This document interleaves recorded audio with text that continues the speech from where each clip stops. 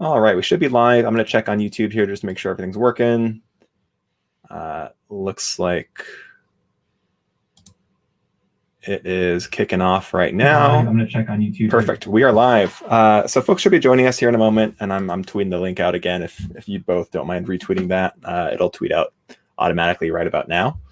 And you should both be tagged in it. But we've got about an hour here. But first off, I want to just make sure folks get to know our panelists. You know, right now we've got 2 of 3 here, and we're going to be talking about organizing, particularly in Texas, but we'll be answering any questions from the audience as well if folks want to hop into chat and ask us questions.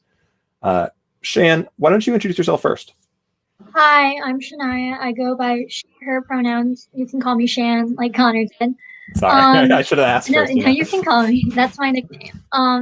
So I live in Katy, Texas. I go to the University of Houston, so I'm going to be moving to Harris County pretty soon. I worked with Julie Oliver's campaign. I was a fellow on there. I worked with Blue Squad. Now I'm working with Young Invincible.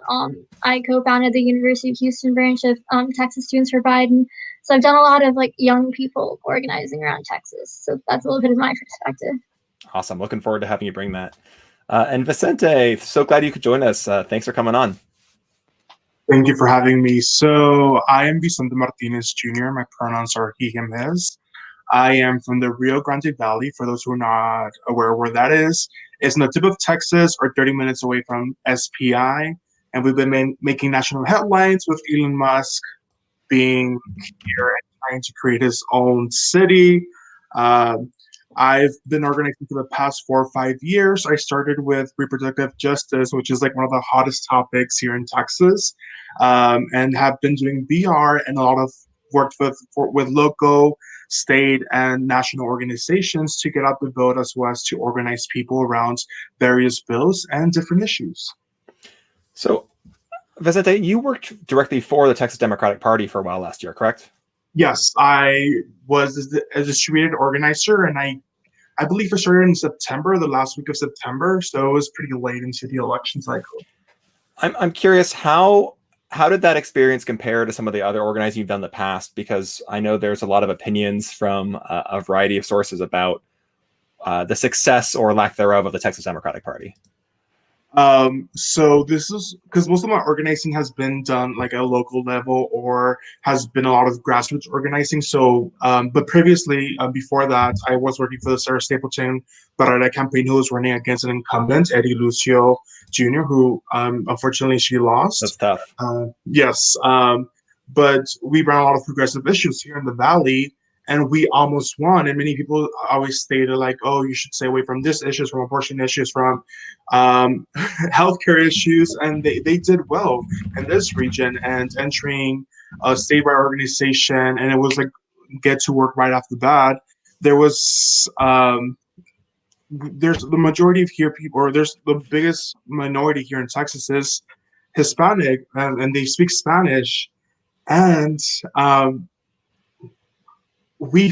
they felt at that, at investing in communities that speak Spanish, investing in Hispanic communities, Latinx communities, and that's been happening for years and years and years. And then communities like that you don't invest on, they become apolitical, or have voter apathy and don't engage as much, because if you only come to them when it's election season or there's an election coming up, people tend to be like, you know, like you said, X, Y, and Z. Where have you been? Yeah, kind of thing. And even then, like I live in a region that also made headlines because the Trump vote increased in this region. Like it increased by like, I believe like a 10-20% margin, which I live in a border town. And I forgot where I was going with this. No, you're good. I love the passion. It's actually good timing because I see Amanda has joined us. Amanda, thank you so much for joining us. Why don't you introduce yourself really quick? Sure. Can you hear me? Yeah, you sound great. Okay, great. So my name is Amanda Elise Salas. I am 35 years old. I'm from the Rio Grande Valley, and I was born here in McAllen, Texas. That's about 8 miles north of the Mexican border. Awesome. And I just had like a really long day. I'm working on some local elections, and The polling sites Hey. just closed about an hour No, thank ago. you so much for joining us last minute. Seriously. Yeah, I know this is last minute for you. Honestly, anytime I get a chance to have conversations like this, like it doesn't matter how exhausted I am. I love, sharing information and having conversations like this. So yeah, I'm happy to join. Awesome. Experience organizing in Texas here. I was just asking Vicente about his experience with the Texas Democratic Party last year, because one of the things that I think folks are really curious about, and there have been myriad articles written about over the last few months, is what went wrong for Democrats in Texas in 2020 after all this optimism and these polls showing, oh, maybe it could be close. There were a lot of things that happened in 2020. We could be here all night talking about them, but I think one of the things that really played the biggest factor in was that we believe science, right? We're progressive people that believe what scientists say, and we believe in data. And last year, and we are still in a global pandemic. And when you choose to, just like Vicente was saying a second ago, when you choose to ignore communities for a long time, you take them for granted. And then a global pandemic happens and you're not able to go and engage even the slightest the way that we are normally used to, knocking on doors, things like that. When you don't do that, people don't come out and vote. And so that was the biggest thing. I think that was the biggest hurdle. Because it was a double-edged sword. We could have ignored science. We could have gone and done it anyway. We had plenty of people that wanted to be doing it, but the people that need the door knocks the most are people that are in Black and brown communities. And so you're asking people that believe in science to literally go and possibly, at the time we didn't have any data. So we're going and we're possibly risking our lives, risking the lives of the people behind the door. And it was really unfortunate that happened. And it was even more unfortunate for us that the Republicans don't believe science and they still went out there and knocked on all those doors, and got a lot of people out to vote. So that was the first thing. I think the second thing was, I think that because we're a two-party system, we tend to, we fall under a Democratic ticket, and because the Democratic platform says this, it's a one-size-fits-all platform. Which doesn't work in the long run. Yeah. Which never works in the long run. And so messaging that works in one part of the country doesn't work in other parts of the country. Despite whatever I personally believe in this theory, the defund the police was a very hard message to sell in communities like mine. Green New Deal was a hard message to sell, not because they're not great concepts, but because there was no communication that was guided from the national level or the state level. And you didn't have any Democrats going rogue on this that were attempting to break down what those things actually mean. So defunding the police, because the right is really good at propaganda, they just shove lies down your throat. And we don't hear defund the police and invest in community because that has a more impactful public safety impact and has all these other benefits. We hear defund the police. And all the right wing people that are down here, one of our biggest employers is law enforcement, and another huge employer is oil companies and people going out on the rigs and things. And so when you don't bother to explain things like a Green New Deal or defund the police in a way that is applicable to the audience, you have to meet your community where they're at. If you're not bothering to explain it to them, all they're hearing is you want to impose financial trauma on my family. Got it. And these are people that this may have been the first generation that they had financial stability. So you're talking about generational change, right? They're the first, the first generation that's able to make over $40,000, $50,000. That's a lot of money for us down here.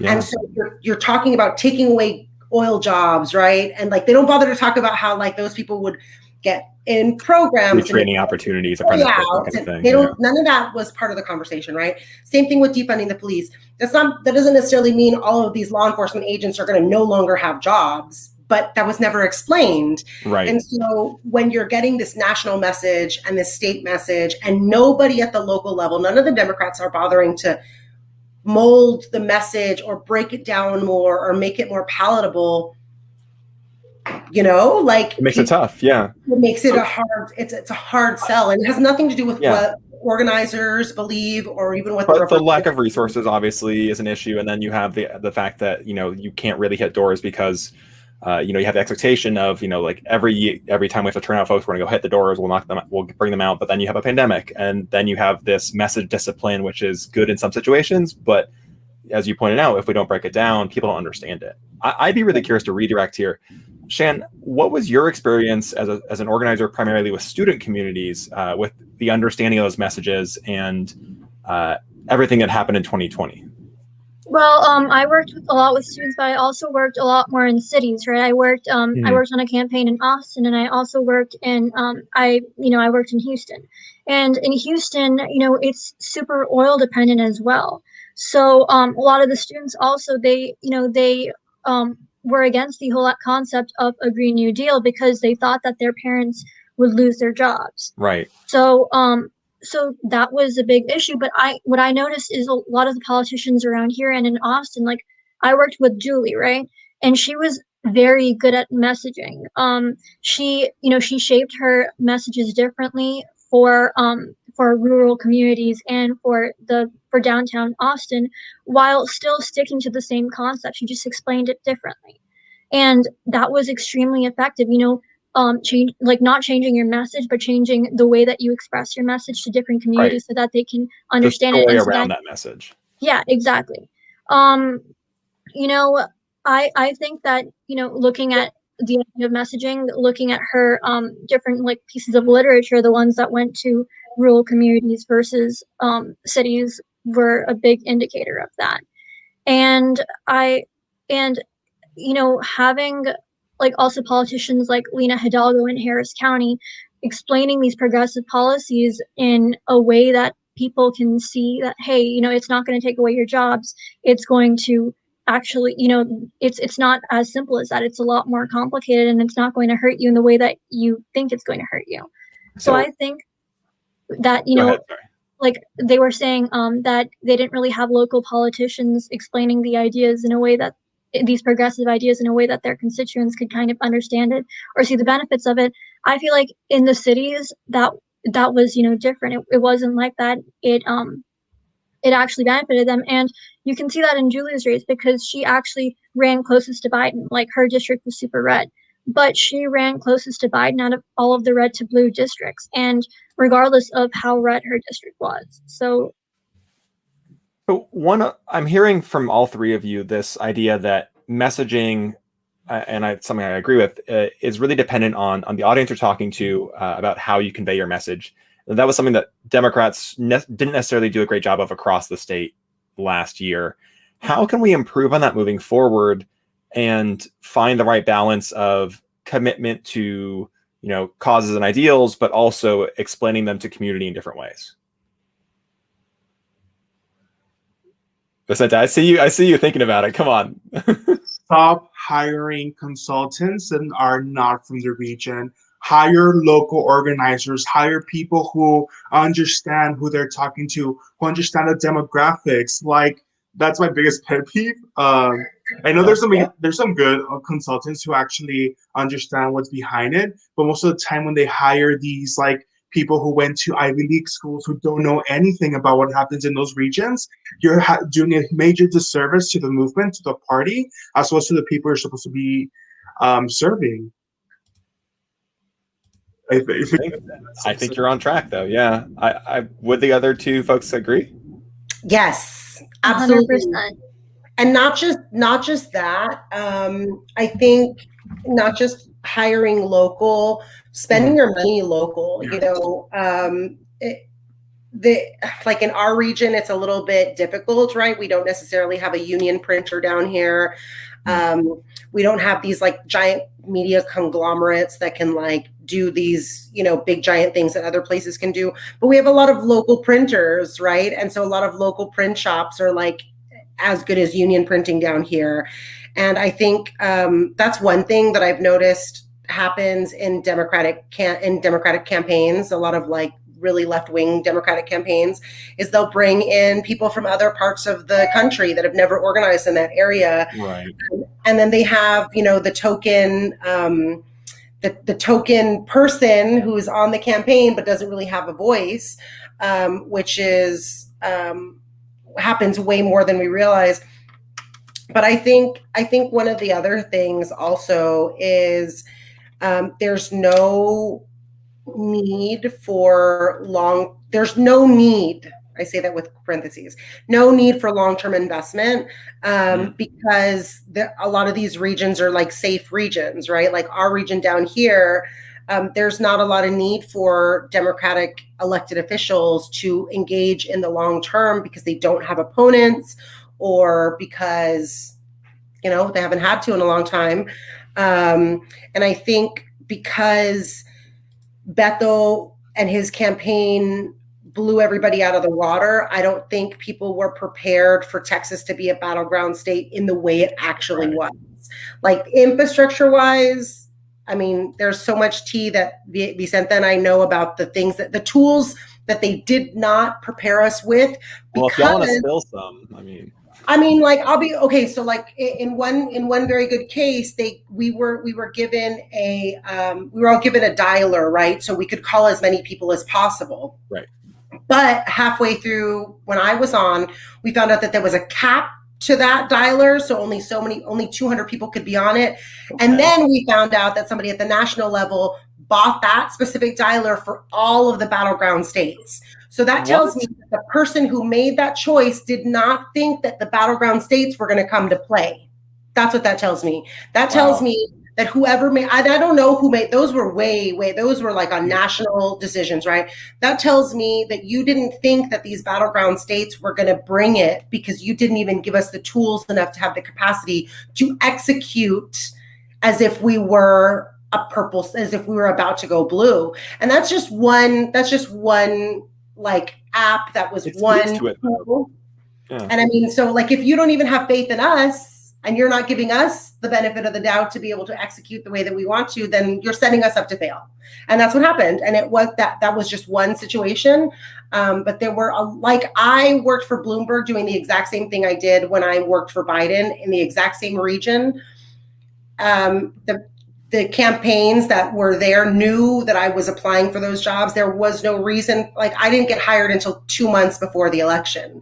And I'm from the region and our organizers had been floundering. They'd been on their own for a long time. And I'm not the only person that kind of situation happened to, where we were ready to work. We were ready to like mobilize and do all the things we needed to do. We had already been working in our region and they just waited till, they give you as little runway as possible to make miracles happen. And, when you give us no runway, when you don't give us tools that are big enough, when you hire people that are not from here and you send money outside of the region, like, of course we're going to fail. Like, of course, nothing about that sets us up for success. How do we rebalance that then? How do we rebalance? Because obviously we still need short-term electoral organizing that says we got to turn folks out for this crucial election because it has a major impact in this like zero-sum game we play of politics. Though obviously it's not an actual game. But how do we look at that and say, okay, let's rebalance resources and focus on long-term organizing that's more impactful, that actually will change these communities in the long run? I'd be curious on everyone's perspectives on this. I think one of the first things is you put people that are field heavy, that have started in field, you put them in leadership positions because they're the ones that know exactly what's happening. They're not afraid to go and knock on doors. They're not afraid to go and do the dirty work. They talk to the voters. And so you can't have somebody who's running data, social media, comms, doing all these other things when they don't even know what the voters are talking about, or they're not even willing to go and talk to the voters. That's the first one. Like, I absolutely think that you need to be hiring field. And I firmly believe that everybody should do field at least once. Everybody should. Everybody should learn. Yeah. How you learn. And so that's one of my biggest takeaways. Y'all take it away after that, because that's like a huge one for me. Vicente, how about you? Definitely what Amanda said, because I the interactions I had with some people in leadership positions, like, first of all, they didn't vote on the 2016 presidential election, which was a red flag for me. There's a specific person that comes to mind. I'm going to say names, but it's people who've never actually talk to people directly to others. Like they don't know how not to sound robotic. Like they only care about talking points and that's about it, and don't care to humanize a message. They don't care about actually making a connection with them that will form a, like, you're planting a seed when you talk to voters. You talk about X, Y, and Z, as well as go back to what you like. Let's say we were talking about healthcare and things like that. We have to stick to that messaging, or actually do policy around it, and not backtrack. And people are gonna not believe in the movement and the party, and that seems to sometimes be the case. And people like just don't believe in voting or in the party, and that those things need to change. As well as, yes, invest in field and understand the field. Stop concentrating on getting donations. Donations are important, but don't invest all your resources on fund finance and donors, and like having celebrities and pretending celebrities are like helping, texting and things like that, so they can post it on their social media and tweet about join here, but don't do anything about it. Like that's not proactive. Um, as well as like take field distributor organizing, like, and everything that encompasses organizing seriously, because most people don't, because they've never been part of it, and they only care about this election. They don't care about the long-term goals and the movement and how we ensure Texas can turn blue one day, And pretty soon. And honestly, what you're saying really, I think, applies to every organization or business, whatever you want to do, is when you have this top-down approach, you stifle the ability of folks on the ground who actually understand what's going on to make an impact. And so having this distributed model of responsibility and opportunity for folks to make an impact, when you empower teams, that's when people really succeed. And so this is like a maxim that's true across any organization, but it's especially true in politics, where you have to really understand your audience. Shan, I saw you nodding your head through a lot of this. Did you have anything else to add on this one? I 100% agree with everything that was said, but from a little bit of a different perspective, I think that we should kind of empower a lot of young people who are interested in politics and don't know how to get involved in politics, and get them involved not just in the election cycle, but get them involved with the issues in local politics, because that was my introduction. That was a lot of like people who I know now's introduction was through electoral politics. Keep them interested in what's going on. You have to keep them, like, if people know what's going on with the, for example, the Texas legislature right now, the anti-trans bills, the voter suppression bills, people care. And the idea is to kind of keep people interested, keep people invested in what's going on, so that later on you can get all of these people who are so passionate about it. These young people who have influence in their families, they have influence over their grandparents, they have influence over everybody, relational organized, and they can create a movement, and that's how you turn Texas blue. And I genuinely believe that a lot of that power is in the hands of young people. They just need the resources on how to not only empower themselves, but empower each other. I would like to add to it, definitely, like, I 100% agree. Like, I came through organizing through, like, I didn't know what organizing was. I've been doing it all my life, but I didn't know, like the connection with Planned Parenthood Texas Vote, which is the action portion of Planned Parenthood that teaches students, college students, about the ledge process and how it works and how can you advocate, how you tell your story, and how policies affect us in our everyday life. Local elections are extremely important.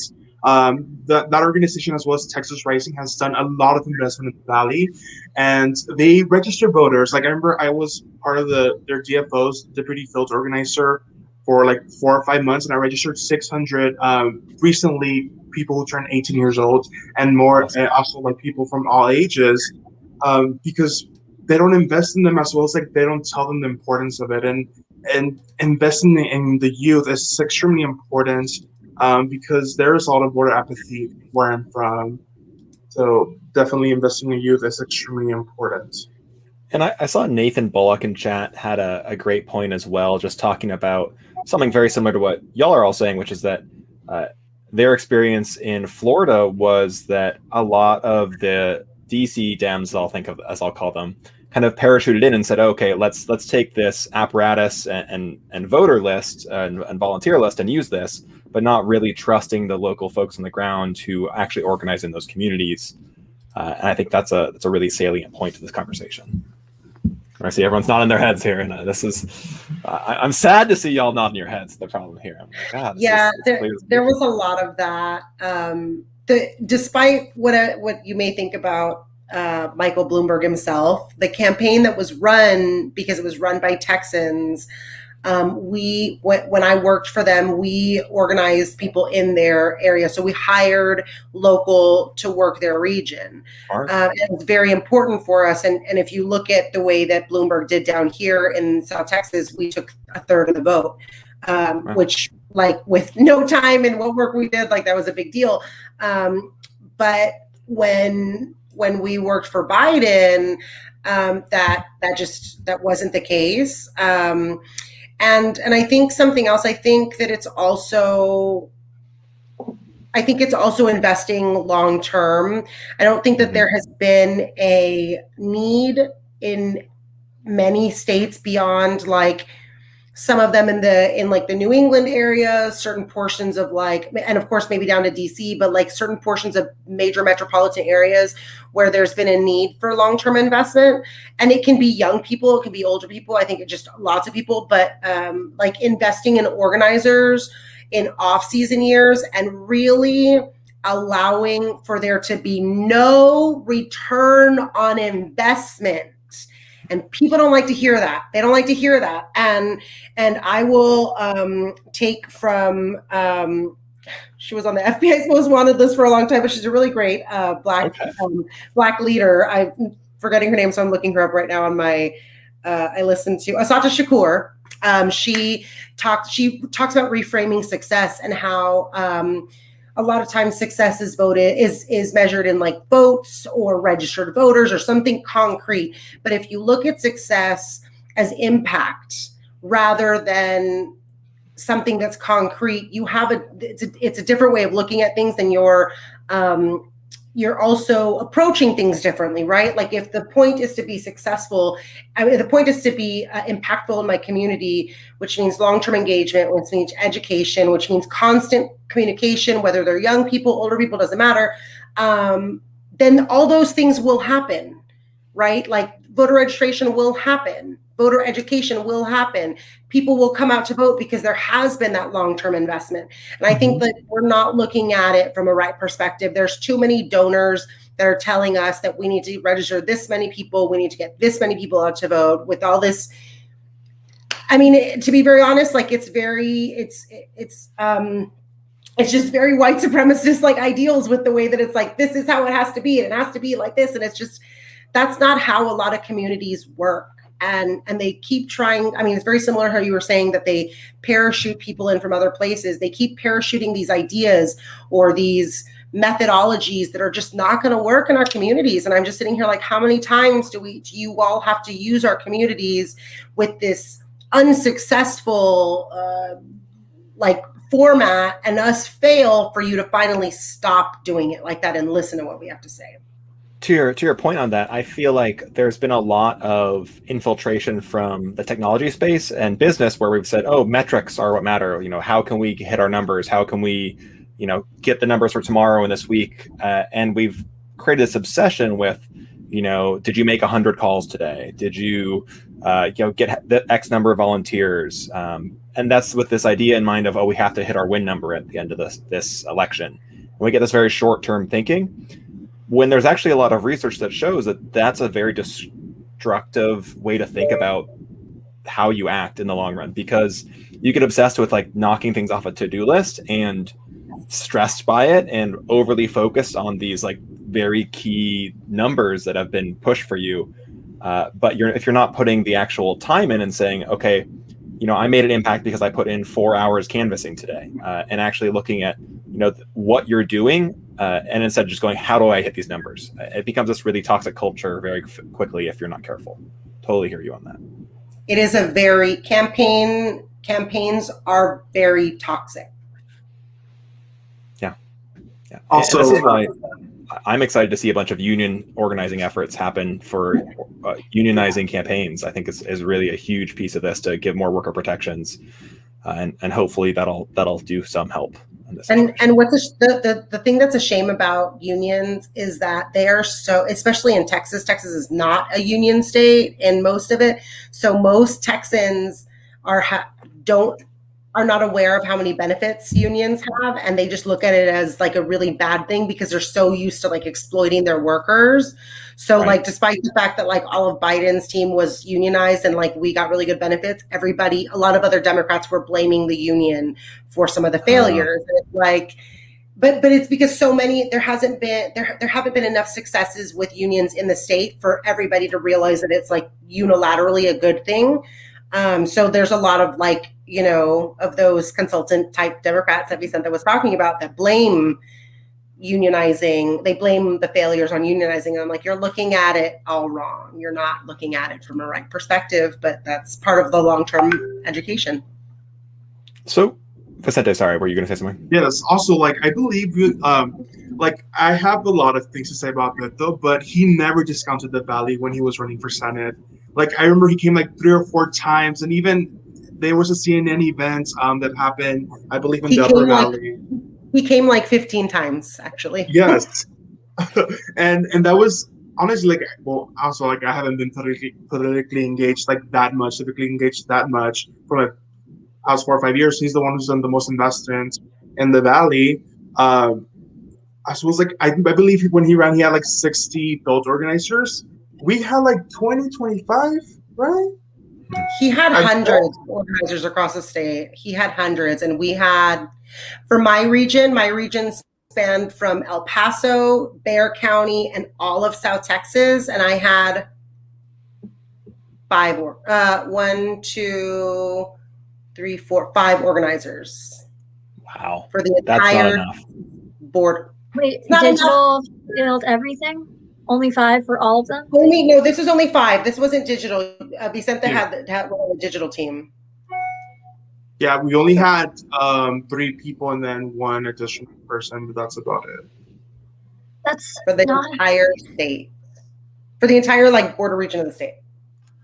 I mean, that explains a lot. That's honestly. one thing. That's one thing. It does explain a lot. Yeah, it does. So I guess this brings me to one thing I wanted to ask about. I'm from Washington State. It's obviously very different than Texas in a lot of ways. What are some of the unique challenges that I, as someone, if I were to parachute in, wouldn't understand about Texas and how to organize in Texas beyond simply the scale and to your point about lack of resources, like how big the state is? Well, I feel like a lot of people look at Texas and like believe it's a super white state, but it's like only 40% white. Yeah. And, there's a huge Hispanic population. There's a huge immigrant population. And a lot of the times the immigrant populations are kind of like taken advantage of. Their votes are taken advantage of. Like people think that they automatically they're going to vote blue because they're people of color, when it's not really like that. You have to earn their trust. And I also think that an up and coming challenge that's like, it's hurt us in the past, but it's only going to hurt us more, is voter suppression. With all of these voter suppression bills, they're going to, like, for example, HB6 and SB7, it's going to limit accessibility for people with disabilities, and a lot of those people, because, things like healthcare benefit them, they vote blue. So it's going to be harder for them to vote. There's, a lot of, like, there's no voting after 7 p.m. People who are working, it's going to be a lot more difficult for them to vote. So it's a lot of, people who, it's basically suppressing people whose voices need to be heard. Yeah, it's a huge issue. What else, Vicente, would you say are unique challenges to consider, or maybe just different things to know about Texas as we're thinking about how Democrats can organize or win there? I think this goes beyond Democrats. I tweeted a while ago, or it was like this past weekend. It was like, hey everyone, because there's major organizations people invested in New York and already established blue states that they don't think it's important, or they don't think they can turn Texas blue. There's progressive movements outside that region. Also, going back on what she said about Senate Bill 7, like also like if you don't request a mail-in ballot, they cannot send one to you. As well as like there's a lot of like intimidation going on with poll watchers. Like elected officials won't be able to be like, oh, you have to leave because they can go up to the, I believe, up to the voting booth with you. So there's a lot of things that are happening in Texas that many people don't care about as much as they care about what's happening in Georgia, because Georgia turned blue and we didn't. As well as like even the valley, like we are, me and Amanda, like we're from two different parts of the valley. She's in the upper valley, I'm in the lower valley, and it's completely different messaging, completely different culture. We're both bridging culture, but the way you interact with people, communicate a message is completely different. And then again, they tend to bubble, put everyone together, and like there was conversations, national conversations about the Latino votes and what went wrong. It's like it's so diverse. Like there's so many things that are important, as well as like breaking down the messaging. Like I remember, like as I mentioned, I started organizing in reproductive justice, and most of the people when I talked to who were shy about abortion and things like that, it's because they didn't understand it, because the right is so good at their messaging that we don't take it. We're just like turning down fires, and we don't actually try to talk to people about what does this mean, like long term. Let's think long term, because some things also like we know that these bills are not going to pass, but we need to create conversation around it. So also like please don't be entitled, and listen to people who have been working on the ground for so long. Just because you come from a blue state doesn't mean you know how to turn a state blue, because like that's a different problems. Yeah, they're absolutely different problems. One's just a turnout thing of, oh, we're already blue, you just keep turning out. And one, as you pointed out, is we have to make these massive long-term changes. Yeah, totally. I think yes to all of those things. And I think one thing that I think, like, I actually had somebody that was wanting to move to Texas to come and organize from here, and he was Latino. He like a friend of a friend, right, and wanted to be mentored. And he was asking me, what he should do because he wants to help in 2022, and after the 2020 election. And I told him to get in touch with organizations that were already doing the work and follow their lead. And that to me seems like a really good space to start, right? Like if you are not from Texas, like stop making assumptions that Texas is anything like your state, because it's not.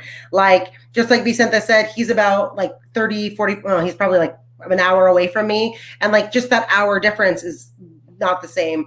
What we're like here in the Valley is not like what they're like in Houston. So if we're not even the same in the same state, don't even assume that you have any idea of how to organize in the state. You might have some good tactics and they might be transferable, but to automatically assume that you're going to come into this state and be able to do things that we don't know how to do, like, it's just not only is it like super disrespectful, but you're not going to get any support from your community, which means you're not going to get validation within the community members themselves.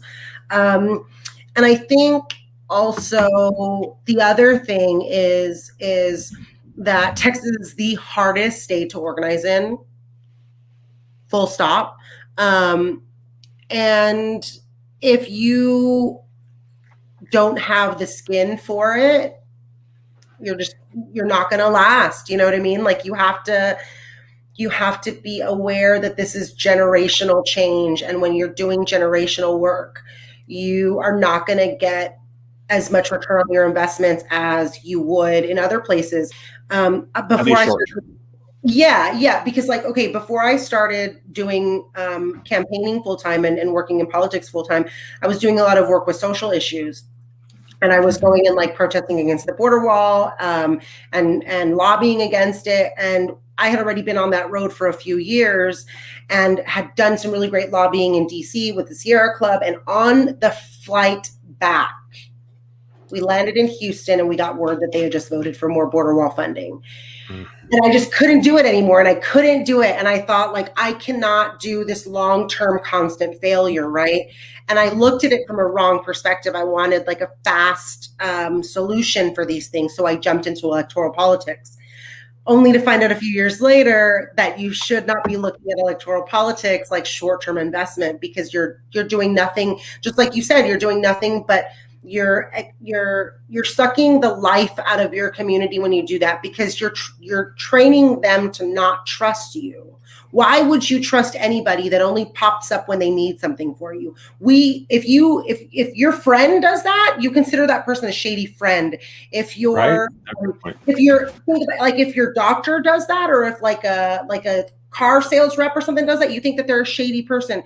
So why on earth is that the tactic for politics on either side of the party, on either parties? And so it really is. If you're going to come and organize in Texas, if you're from the state and you've never organized here, we're looking at a long game. And it's okay to engage and take some time off, and it's okay to stay on for a long time at a low level, but you got to be aware that this is a lot. Like, whether you're doing issue-based or electoral work, you're looking at generational work, and all of that comes with generational work. And so if you're not looking at it like that, then you don't have any business organizing in the state, I think. And that's a little harsh, but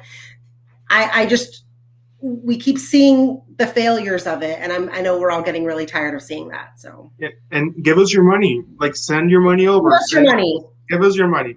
Send us all your money. Send us all your money, and then tell us, because if you're sending us the money because you really want to change the state, then you'll let us do what we want with it. Right. Give local communities actual control. But if you are donating to the state because you want to have these strings, then don't donate to us. Then go donate to another state that is going to let you do that. We don't need that here in the state. I don't want that from liberals. I don't want that from moderates. I don't want that from anybody on the left. I don't want it, because that is just perpetuating more of that toxic behavior, all those toxic characteristics we were talking about. The top down, yeah. Yeah, and I mean, that's all upholding the patriarchy. And if we're supposed to be dismantling the patriarchy, we need to do it from within as well. Yeah, I think that's really well said. And I mean, it's funny. I like, just me looking at Texas on a map, honestly, I go, look, Texas is the second biggest state in the country. Like, it's hard for me to imagine the scale.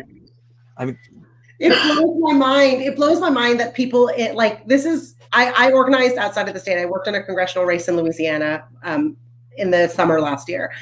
And I remember just casually, they talk about going to like Florida or Mississippi. And my brain had no concept of that, because where Vicente and I are, it takes you a minimum of 8 hours to get out of the state in any direction, unless you go south or to the ocean.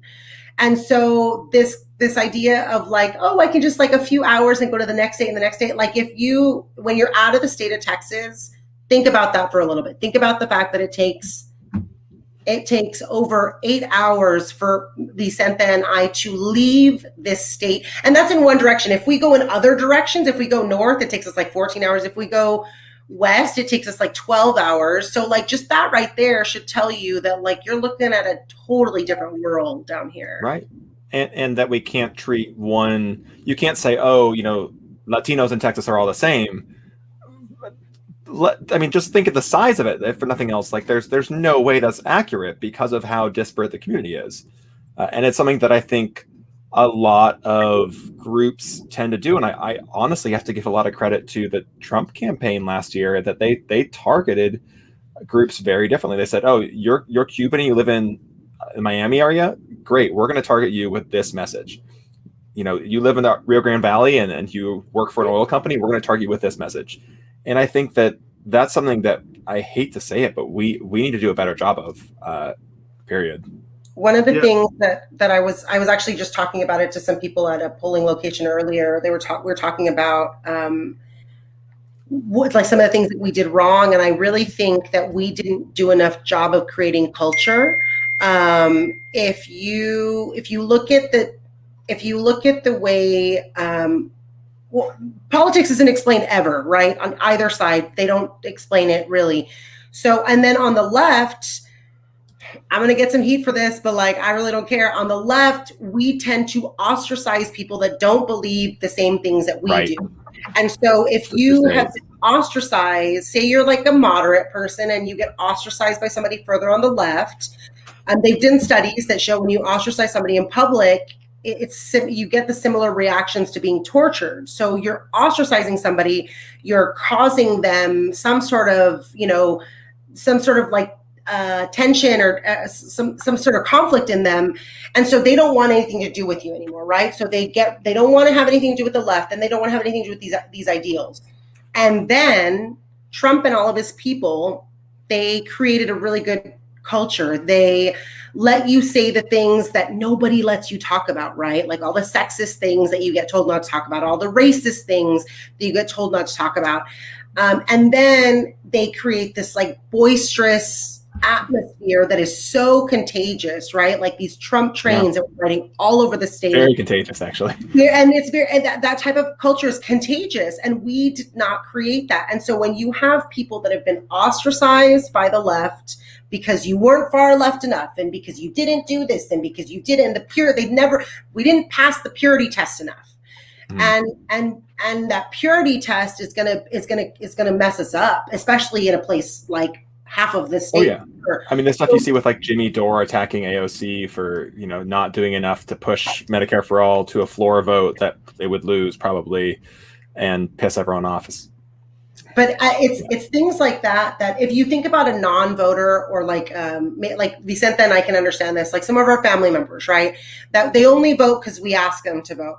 And then say they were to say something that like we may not really care for and we shun them, right? And then all of a sudden there's Trump people that want to go and like, come join us at a meeting and come. It's very easy for them to just like hop up on that and go. And then I don't know if y'all watched that HBO QAnon special, how quickly they fall into that. Oh, I haven't yet, actually. It's insane how quickly they fall into that delusion.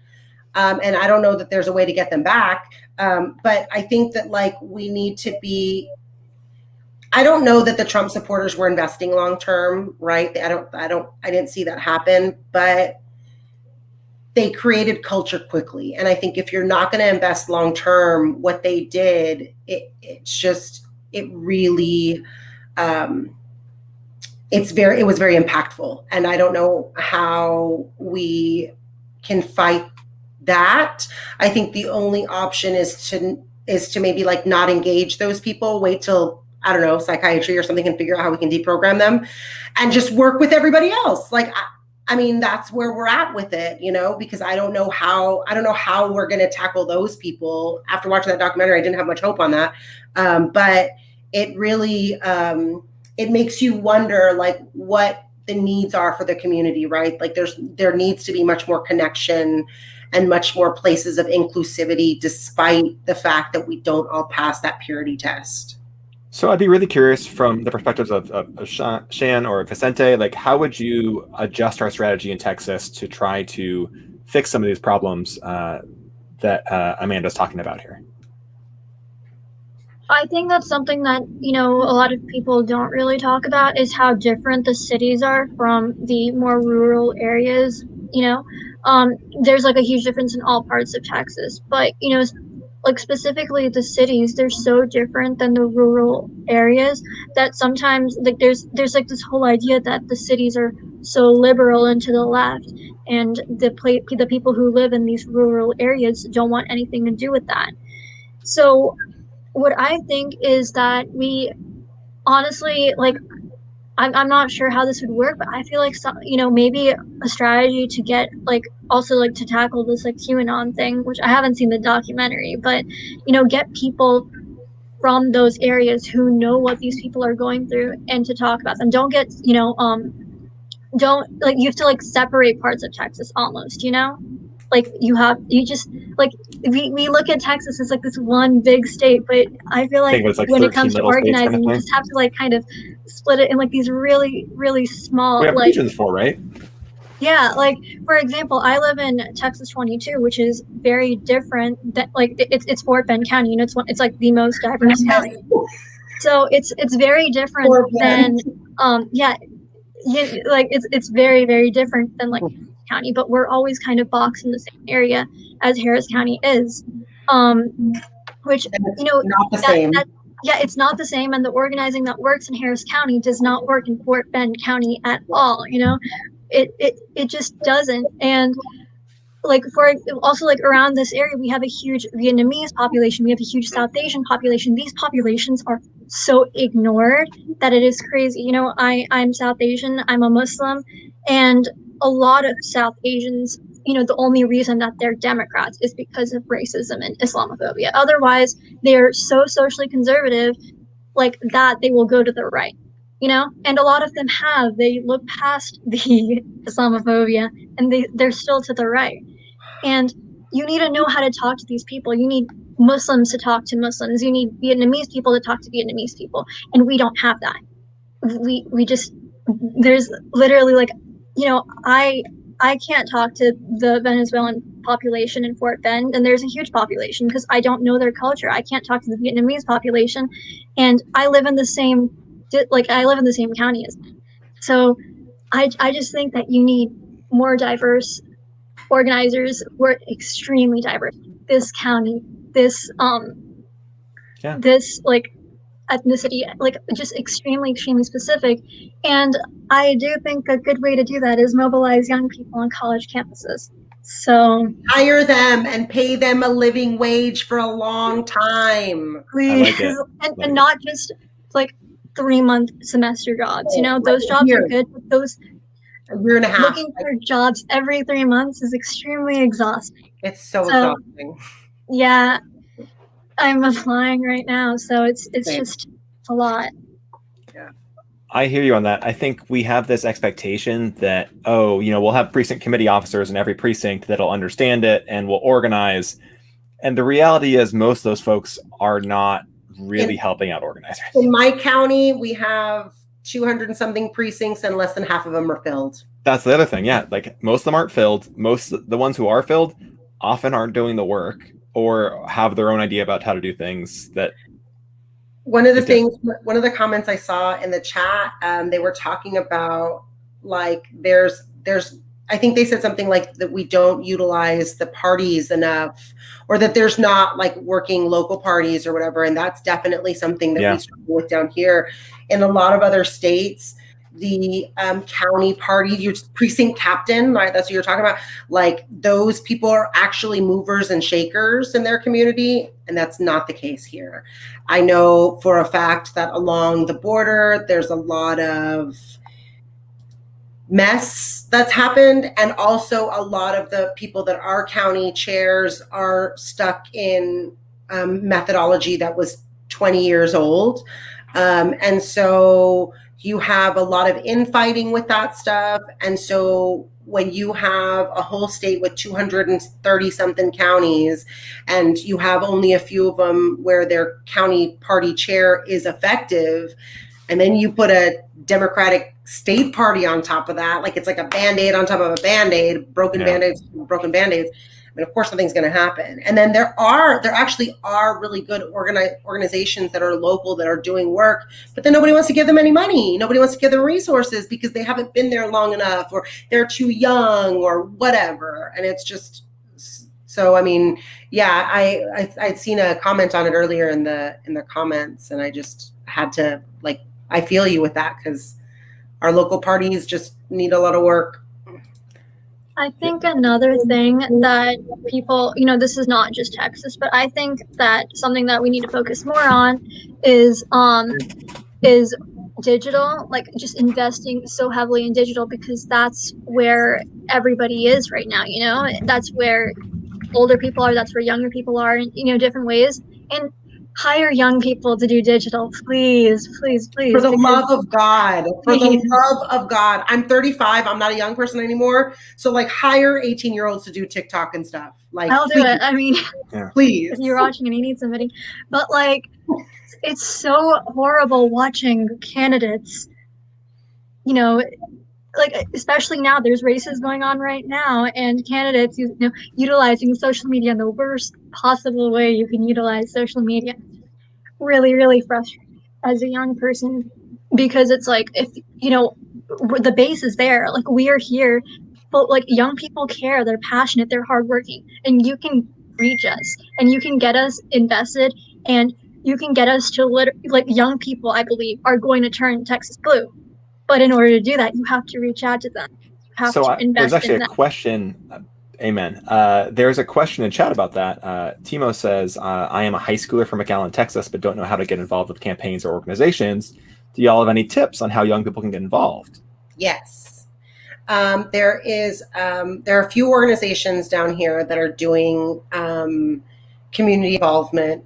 One of them is RGB Matters. They were started by Sydney Ramon a few years ago, and they are about community involvement. They're nonpartisan, but you can find them on social media. And then there's another organization, and this one they are in high school now, and they're organizing in different high schools. It's called South Texas Ideas Festival.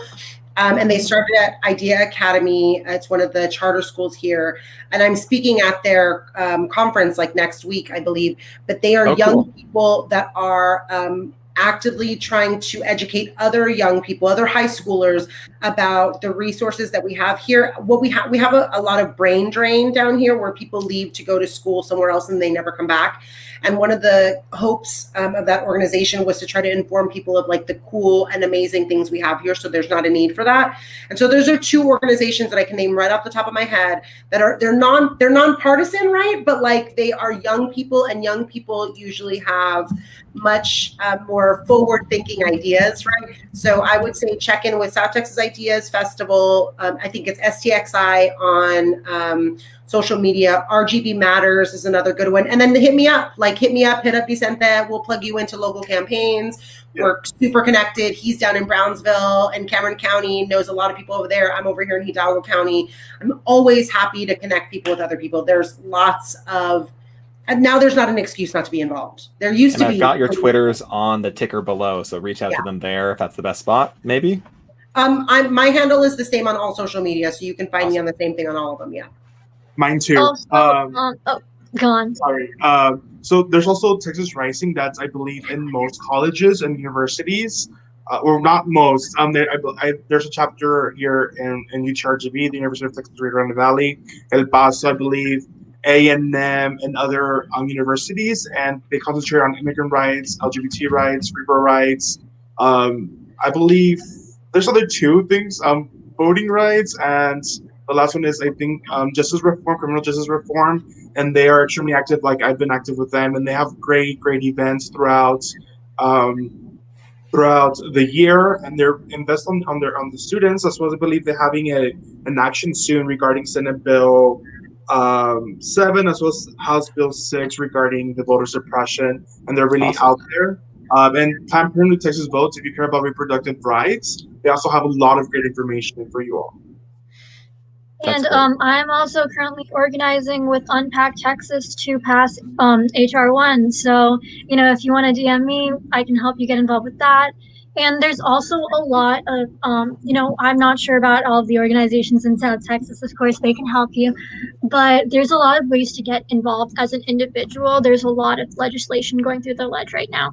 And if you call these offices, you email them and, you bother them, it genuinely does, it does reach them.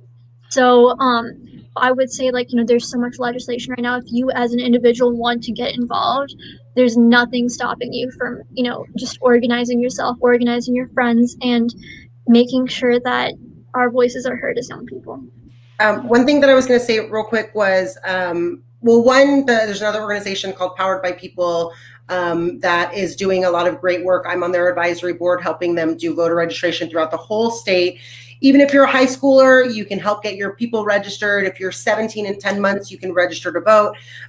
So that's another way to get involved. But something that I was going to say, and you were saying you're talking about your organization over in Houston.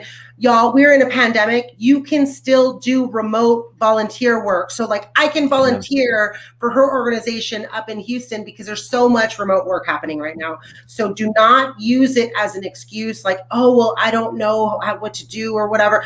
I had my sister, Vicente, my sister still loves you. My sister is very introverted. She doesn't really like getting involved and stuff like that. but she was sending texts all the time. And because Vicente, his team, they were able to train them really well, whatever. And so she was able to work remotely and help and text in her way. So like, if you're shy, if you have never done this before, there's not an excuse anymore. We have so many different people that can help train you in all different ways. And if you're outside the state, cool, great. Just follow our lead. We want your help, and help us, because like there's definitely issues that are important to us in South Texas that maybe we're not doing the work. Maybe y'all are doing the work in Houston. So I want to help you all over there. And so definitely take the opportunity to get involved, because remote volunteer work is really like, it's a big thing right now. That's a great attitude to have.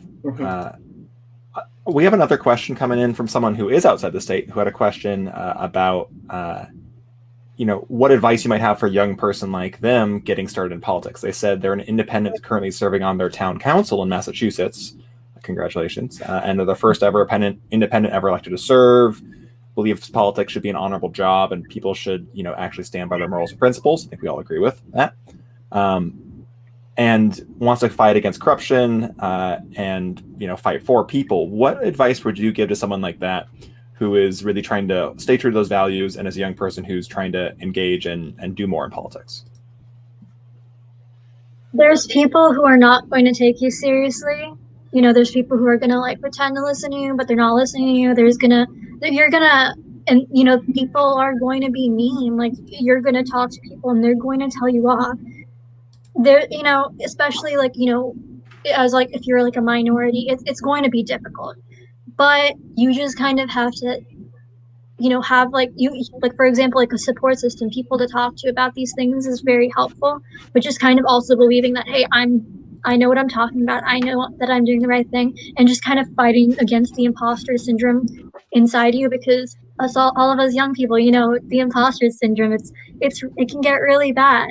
So it's just kind of like having a support system, but also just knowing that, hey, I know what I'm talking about. These policies are policies that I've educated myself on, and, and not giving up after people make it difficult, because it's going to be difficult, but that's going to, train you on how to handle those situations later on. And it's also going to train you on, later, as you get older, people are going to take you more seriously, and then you can help empower more young people through your own experiences.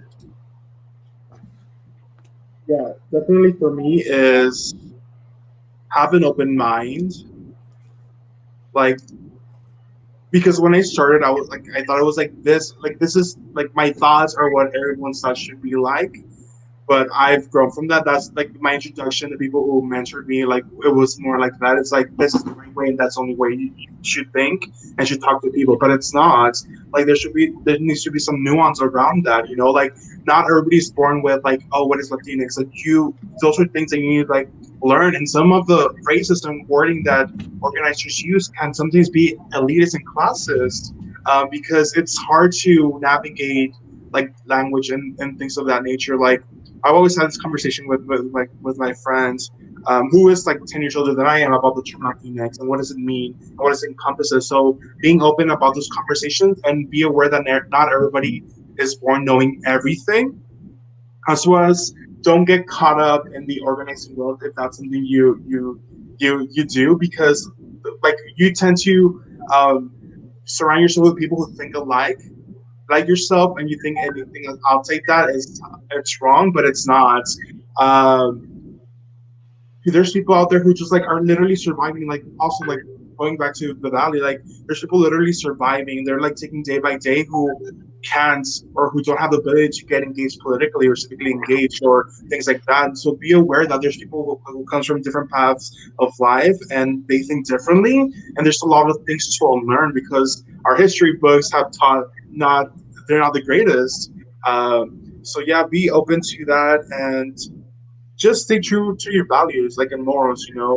Sometimes some people might try to persuade you, but you know yourself best. You know your life experiences, and life experiences also, like everyone, like life experiences like are not considered professional. But you being a minority, you being queer, you being a first generation, you growing up poor, all these things like make you amazing and valuable. Like for so long I thought they hold me back, but no, they add to who you are. and they're amazing things, you know? So, one of the things that I would say, it kind of is with this point, and then it's also with like, what are things people should know outside of Texas, or maybe something that people that are new to organizing should know. Volunteering is a privilege. So right there, like, stop expecting people to volunteer for you, right?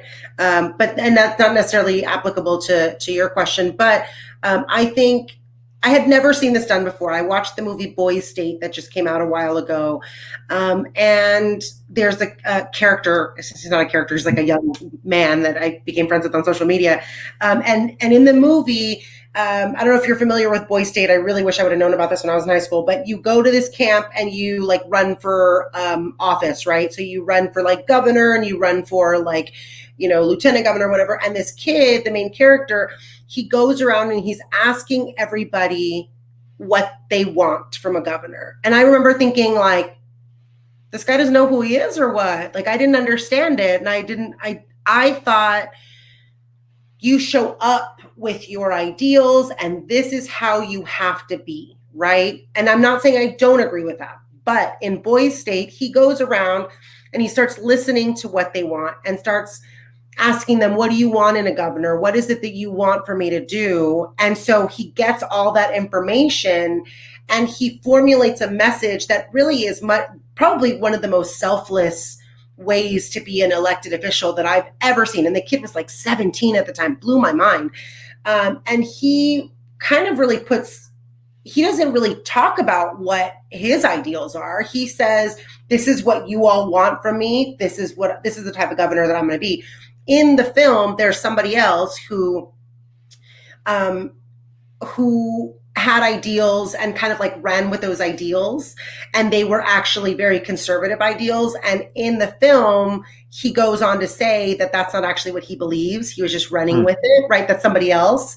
Wow. And I won't spoil the film, but it's you cry hysterically, especially if you're Hispanic in it, but, or like if you're a minority, like calling your mom, but it's a really beautiful story. And I think that there's a lot to be learned about the young man and the method that he went and he did that with. I'm looking up his name right now.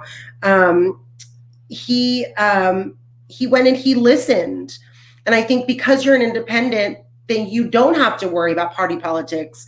You don't have to get into the muck and the mire of a Republican or Democrat, anything, and go and talk to your voters and consistently talk to them and be accessible to them and get to know them.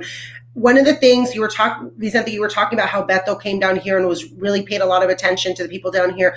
Y'all, Beto is still constantly down here talking to people. Like him and my mother text each other and call each other. My mom, Wow. I was a Republican, before Bethel came around. And it's that type of long-term investment. Like, I don't even know if he's running. Like, I don't know why. Like, you're calling my mom to chat about politics. My mom texted him after the 2020, like, I can't wait for you to run, right? But it's that type of long-term investment. And I know it's important to her because she's like, oh, wow, I've never had a Senate candidate come in, like, message me. And that kind of stuff, that type of long-term investment, that type of really getting to know your voters, that's the best way to serve them. So like you may show up with your ideals, and that's great. And I understand, like, I'm not at all saying, compromise on ethics. I still think you can be on either side of the aisle and still have ethics, right? But if you take it from, I'm going to serve my community, and even though I may not necessarily agree with this is what you all want, and I am just your steward, I think that is the best way to serve your community, and the staying in politics will just happen because you're there to serve them. But that's like, I had never seen that. And after I watched Boys State, I was just like, oh my God. And the kid's name is, I just need to tell y'all real quick. His name is Steven Garza. Oh, okay. Yeah, it's on Apple TV. Watch it if you get a chance. Well, this has been really fantastic. I appreciate y'all. We've actually gone 8 minutes over our scheduled time. So I'm happy that we don't have any more questions, but I've really enjoyed the conversation. And I'd love to get closing thoughts from each of you and any takeaways you have or things you want to make sure to mention. And again, thank you so much for coming on. I'm going to put our our guests' Twitters once again on the ticker below. So go follow them. They're all amazing folks, and can't thank them enough for coming on here. Closing thoughts, anyone? Texas is not a red state. It's a voter suppressed state. Yeah. That's a good one. Yes, definitely. And stop mocking us, blue states, because I've seen y'all mock us when we say that, and it's true, you know. Like there's like they're even trying to pass a lot of horrible bills this last session.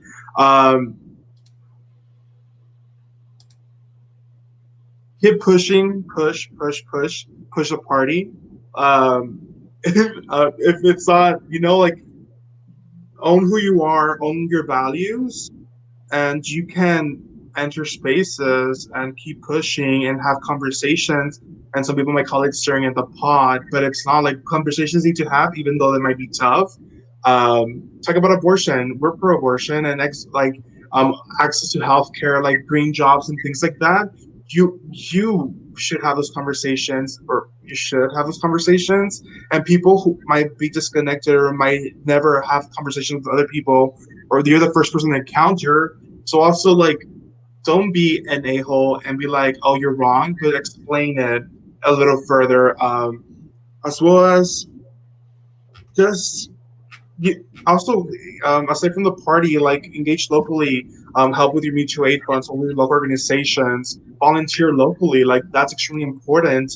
And those are people who also hopefully will get money from other organizations or people, and then I don't know, work together with other parties to ensure we're being heard. I gotta echo all that, like completely. And I would also say, don't be afraid to have those really hard conversations with your family.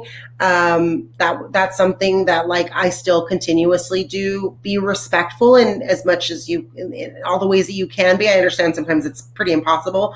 And then, you know, those friends of yours that are your friends, but maybe you're involved and they're not quite involved, start like figuring out how to get them involved. Like I have one friend who she only translates for me, but then she came and she sat at the polls with me, and then she, you know what I mean? You kind of weasel them into it.